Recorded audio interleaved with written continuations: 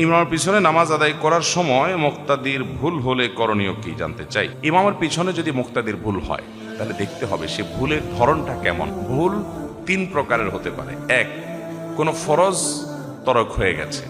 দুই, কোনো ওয়াজিব ছুটে গেছে। তিন, কোনো সুন্নত ছুটে গেছে। ইমামের পিছনে যদি ওয়াজিব ছুটে যায় মুসল্লির, তাহলে সেক্ষেত্রে তার সিজদা সাহু দেওয়া লাগবে, কারণ সে তো ইমামের আনুগত্য করছে। সিজদা দিতে গেলে তো ইমাম থেকে আলাদা হতে হবে। ইমামত তার বলেছে তার ভুলের জন্য সেই ইমাম থেকে আনুগত্য থেকে বের হয়ে আলাদা সিজদা সাহু দিবে, সে অপশন নাই। ইমামের আনুগত্য করতে হবে। ইন্নামা জুইলাল ইমামু লিইউতাম্মা বিহি, ইমাম দেয় হয়েছে তাকে আনুগত্য করবার জন্য। বিধায় জামাতের সাথে নামাজ পড়তে গিয়ে ওয়াজিব ছুটে গেলে এর জন্য কিছুই করতে হবে না, নামাজ হয়ে যাবে। ফরজ ছুটে গেলে তো ওইটা পুনরায় পড়তে হবে।